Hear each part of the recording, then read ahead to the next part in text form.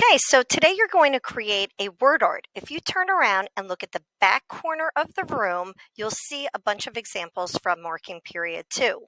So to do that, you're going to open up the on-course assignment, and attached to that assignment is a file. It's called one_wordart.com.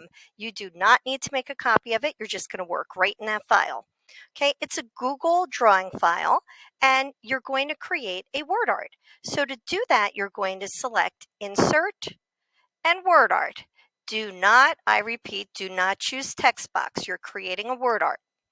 Okay, from there, you're going to type in your name. You can type in your first name and your last name, or just your first name. It's up to you.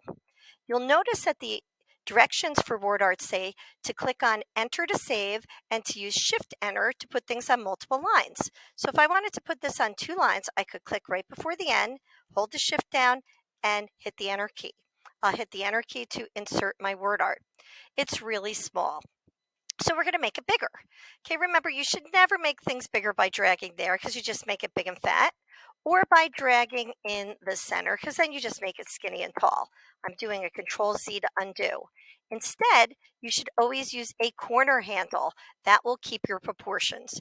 Okay, you have a word art, but it's really boring. And I know you're way more interesting than this. So you're going to change your font. And I'm going to come up here, make sure that you have it selected. So click on it and choose a big fat font. One of my favorite big fat fonts is Luckiest Guy. Okay, when I select that, my font is way more interesting, but I have that really boring light blue color. So we need to change the fill color. To do that, we're going to choose the fill color, and I can choose a solid color like this, or if I wanted, I could choose a gradient, and you can play around with this and get as fancy as you want, but I'm going to stick with my solid color. Okay, so you'll notice that there's a border around it. So we're going to change the border color and make it thicker so that it really pops and stands out. So again, I'm going to select my word art, and next to the bucket fill is a border color. So I'm going to change my border color to navy blue. Okay, it's not really easy to see. So if I go to the next icon for border weight, I'm going to choose something thicker, like maybe a 3. Oh, and it pops. Okay, so now I have my word art. If for some reason I misspelled something or I want to change it, I can double click it. It'll bring me back to the box. And of course, I'm going to hit the Enter to exit it. Okay, you're almost all the way there. But you're going to need to add some things to show me a little bit about yourself. So you can either add clip art pictures from the internet, from Google, or shapes. I'm going to demonstrate using a shape. So if I come up here to the shape tool, I can choose whatever shape I want, and there's some cool ones. So maybe I'll choose a call out.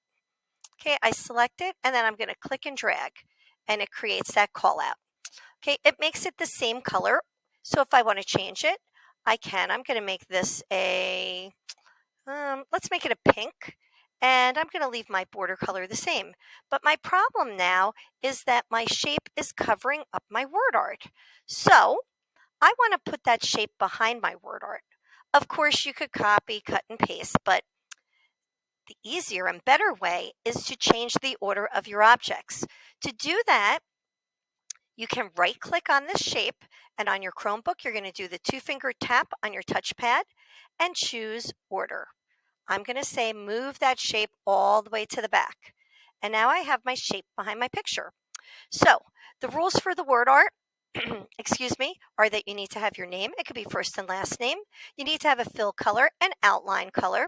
You need to change the fill color. That boring blue will not do.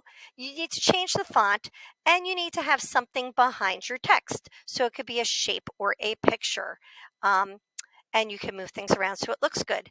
You can only use about half of the paper because I just don't have enough room for everybody to do a full page. So I'm okay with your half being in the middle. Now be very careful if you have anything too close to the edge. Like if I had that hanging over the edge or even touching the edge, the printer, when I print it, it will not print all the way to the edge of the paper. So it will get chopped off. So I want to be careful about where I place my objects. I will be printing these for you. You will be cutting them out and we'll be hanging them up. So good luck. Create an interesting looking word art that tells me something about you.